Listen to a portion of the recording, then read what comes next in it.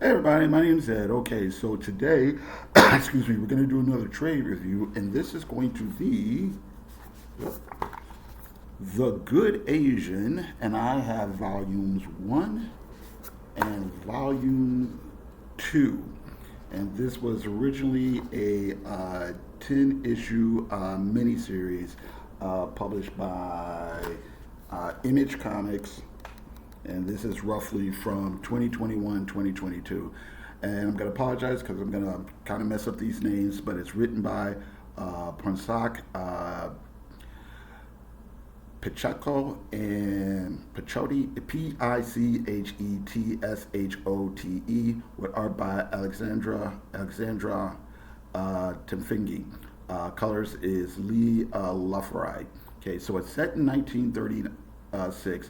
So the story is about a self-hating Chinese American detective, and he's asked to find a missing girl while working on a murder connected to a possible serial killer, and he also has to deal with local corruption. Along the way, he has to deal with a lot of racism of the time while he's struggling with his place in the Chinese community.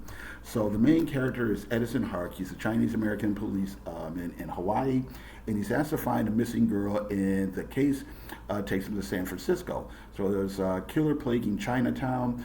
Hark himself was raised by a rich white family, and eventually he gets his white friend to help him. He deals with the business community and relations between the Chinese and the white communities. Hark has to deal with his past and his conflicting feelings about being an Asian raised by a white family. The story uh, as the story progresses, we get a story about, blackmail, race relations, politics, etc., individual identity and ethnic identity, doomed romances, and ultimately, I think it is also a story about redemption. So it's a pretty complex mystery that has a variety of twists and turns. So the writer, Pransak, has worked on TV and comics. Some of the properties he's worked on are like the Arrowverse TV shows. For comics, he's done Dead Boy Detectives, Infidel, Man's Best. So I thought the comic was very well written. Edison Harks, he's a complicated character. He's someone, again, raised by a white family, but he never felt fully accepted by white society. But he's also not totally comfortable in the Asian community. He spends much of his time as a officer actually participating in transgressions against the Asian community. Other Asians are surprised when he doesn't relate to the community more.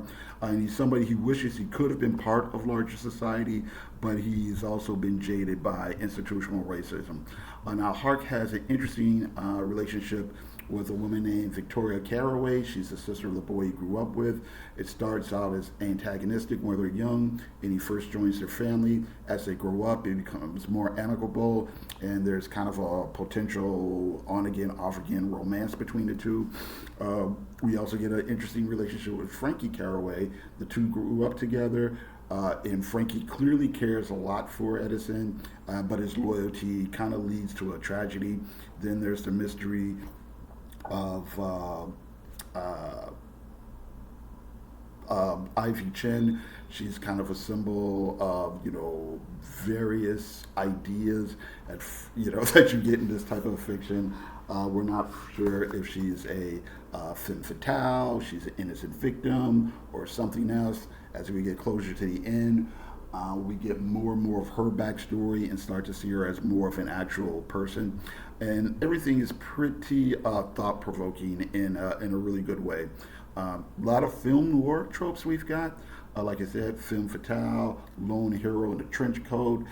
He's got his fedora, but the comic, it combines deeper takes on history and politics. So now the art, let's see here, by Alexander, he's done something called Outpost Zero. I don't think I've seen that. I might have seen, I haven't read it, I should put it that way. It's kind of simple, but it's basic and straightforward. It's not dazzling, but it is functional. So the storytelling and layouts are clear, and it moves the story along. Definitely gets the story across. I just kind of wish his line work could have been a little bit more distinct and maybe a little bit more rendering. And the coloring by Lee Lufrig is great throughout, though. solid choices of color schemes, page to page that convey emotion and compact of each scene. So just to give you a taste of that, let's put that here. Okay, so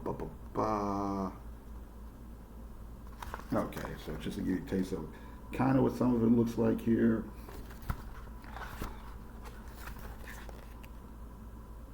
As you can see,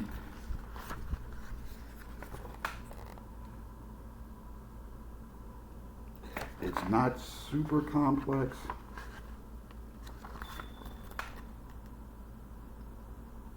But it does work.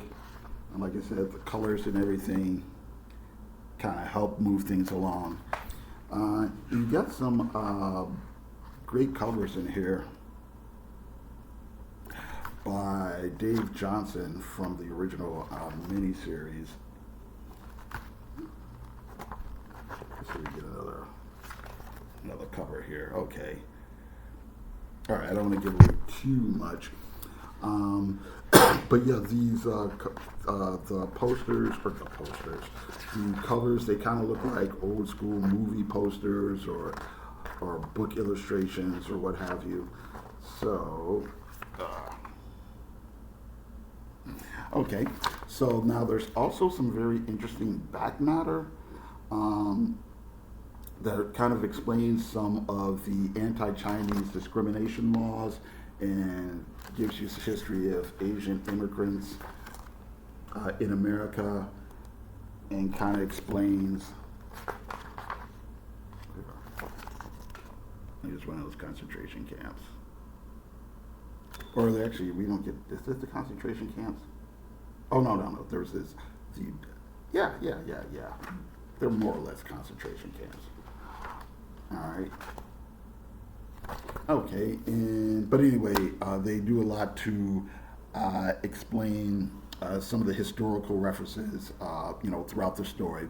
So to wrap it up, it's a really good comic in my opinion. It's extremely well written, great script.